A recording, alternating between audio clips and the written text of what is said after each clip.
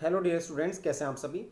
आपका पर्सनैलिटी का चैप्टर चल रहा है और बड़ा इंपॉर्टेंट चैप्टर है अपने जीवन में उतारने के लिए भी। व्यक्तित्व, कुछ प्रश्न मैं लेकर आया हूं, जैसे एक अच्छा श्रोता होने का महत्व क्या है। जो अच्छा श्रोता, जो ज़्यादा सुनता है, भाई एक अच्छा श्रोता समझदार व्यक्ति होता है क्योंकि वो सबकी बात सुनता है और इसी गुण के सहारे वो यह समझ लेता है कि जो उसके मित्र हैं, सहपाठी हैं और सदस्य हैं, उनका दृष्टिकोण कैसा है। अगर कोई व्यक्ति ज़्यादा बोलता है तो वो दूसरे के ज्ञान को अर्जित नहीं कर सकता। एक अच्छा श्रोता ही दूसरे के ज्ञान को अर्जित कर सकता है।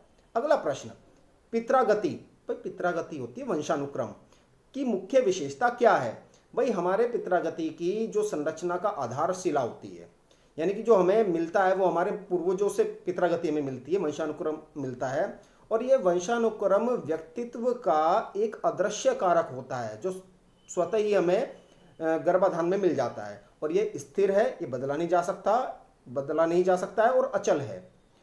अगला प्रश्न है, प्रतिभा को जन्मजात क्यों माना जाता है। मैं इस क्वेश्चन से पहले एक चीज बताना चाहता हूं। एक मनुष्य के अंदर गुण होता है रिएक्शन टाइम, प्रतिक्रिया समय। ये कभी भी नहीं हम व्यक्ति को बदल सकते, ना ही खिलाड़ी का हम बढ़ा सकते हैं, ना ही कम कर सकते हैं। ये क्या है, ये न्यूरो मस्कुलर से जुड़ा हुआ है।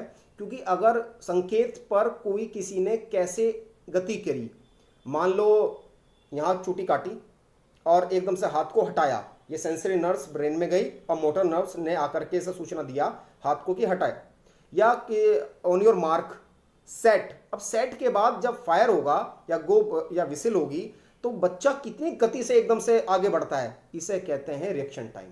यही प्रश्न ये है कि प्रतिभा को जन्मजात क्यों माना जाता है।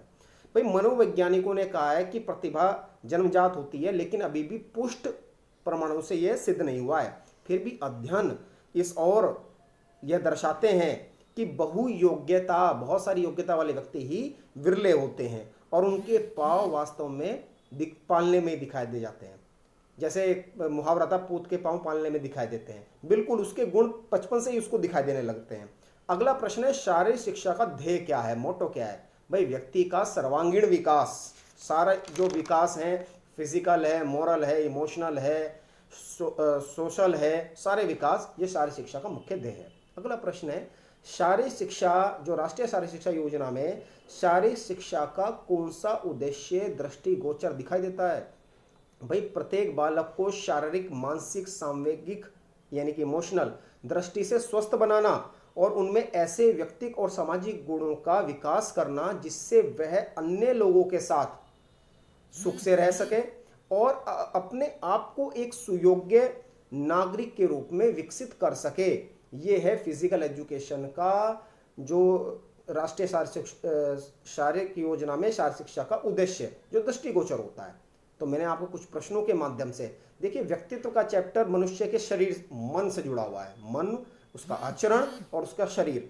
तो ये चैप्टर तो जीवन में हमेशा काम आने वाला है। ये सिर्फ किताबों तक ही सीमित नहीं है कि आपका व्यक्तित्व आपके आंतरिक रूप में और बाह्य रूप में कैसा है, वो आप डिसाइड करेंगे। धन्यवाद।